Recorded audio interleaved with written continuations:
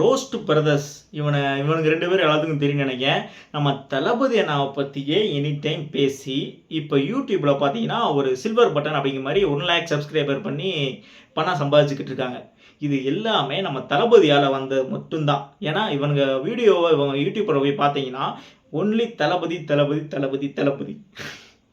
எங்கள் தளபதி அண்ணாக்கு அவ்வளோ பவர் இருக்குன்னு இவங்களுக்கு புரிஞ்சிருக்கும். ஸோ அதனால தான் விடாமல் பார்த்தீங்கன்னா ஒரு நாளைக்கு 10 வீடியோ. தளபதி தொண்டரா தளபதி ரசிகரா நம்ம ஒரு நாளைக்கு 2 வீடியோ 3 வீடியோ போடுவோமோ என்னமோ, ஆனால் இவனுங்க 10 வீடியோ 20 வீடியோ போடுவானுங்க.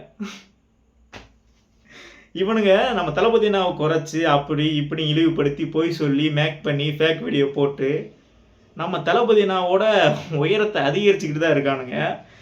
இவங்களோட உயரத்தை வந்து குறைச்சிக்கிட்டு தான் இருங்க. பணம் சம்பாதிக்கலாம், என்ன ஏதோ நாய் சம்பாதிக்கிற மாதிரி பணம் சம்பாதிக்கலாம். ஆனால் ஒவ்வொரு வீடியோக்களையும் உள்ள கமாண்டும் நல்லா கழுவி ஊற்றுறானுங்க. இதெல்லாம் கேட்டுட்டு இது சூடு சொரணை எதுவுமே கிடையாது. அவனுங்களுக்கு பணம் வருது, எப்படி வந்தால் என்ன, யாரை வேணால் எப்படி வேணால் பேசுவோம். டிஎம்கேல 200 கொடுத்தியா நான் ஒன்று பேசுகிறேன், நீ எவ்வளோ கொடுக்குற நான் உனக்கு 10 பேசுகிறேன் அப்படின்ட்டு ஒன்று வாடு பேசிகிட்டே இருப்பானுங்க.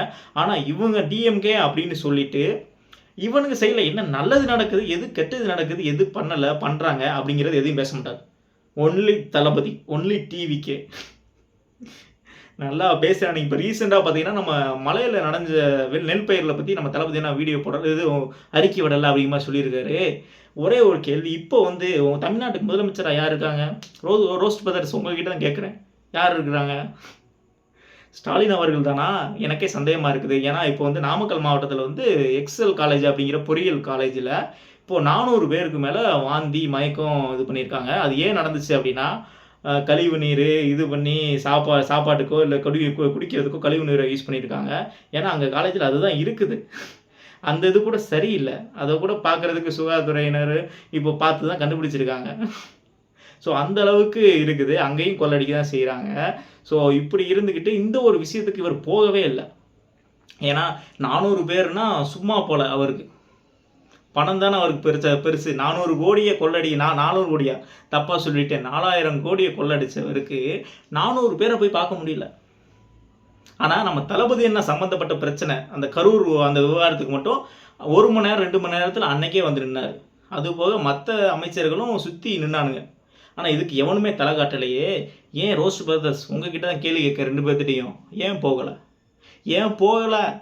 ஏன்னா போகலை. இதை பற்றி ஏன் பேசலை? நீங்கள் போகலை, பேசலை. போனாருன்னா இதை வேறு மாதிரி பேசியிருப்பேன். போகலை அப்படின்லாம் சைலண்டாக விட்டீங்க. இந்த பிரச்சனையே நீங்கள் உள்ளே இழுக்கவே இல்லை.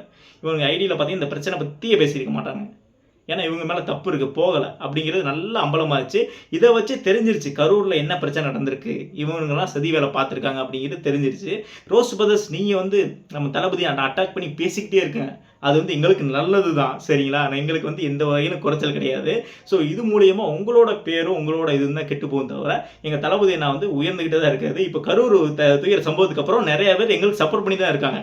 ஏன்னா டிஎம்கேயோட சதி வேலை வந்து எங்களுக்கு தெரிஞ்சிருச்சு. எங்களுக்கு இப்போது டிவிக்கே தொண்டர் ஒரு 1000 பேர் இருக்கோம்னா மற்ற கட்சியிலேருந்து ஒரு 1000 பேர் 2000 பேர் வந்து எங்களுக்கு சப்போர்ட் பண்ணி வராங்க. ஏன்னா அங்கே உள்ள நடந்த சம்பவம் எல்லாத்துக்கும் தெரிஞ்சிருச்சு.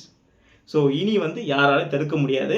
இனி வந்து அதை பண்ண போகிறோம் இதை பண்ண போகிறோம் அதெல்லாம் பேசுகிறதெல்லாம் கிடையாது. செயல் மட்டும்தான் நம்ம தளபதி என்ன செய்கிறோம் சொல்கிற மாதிரி. ஸோ இன்னும் அடுத்த வாரத்தில் சுற்றுப்பயணம் இருக்குது. அதுக்கப்புறம் உங்களை இன்னும் வச்சு செய்கிறேன். ஸோ இன்னும் நீங்கள் வந்து டெய்லி ஒரு 20 வீடியோ 30 வீடியோ கூட போட்டுகிட்டே இருங்க. நல்லா ஜாலியாக என்ஜாய் பண்ணிட்டு தான் இருக்கிறோம். ஏன்னா உங்களை நல்லா திட்டும் போது நல்லா ஒரு ஜாலியான மூமெண்ட்டாக இருக்குது. ஏன்னா உங்களை பார்த்தாலே உண்மையாகவே காமெடி பீஸ் மாதிரி தான் இருக்கீங்க 2 பேரும்.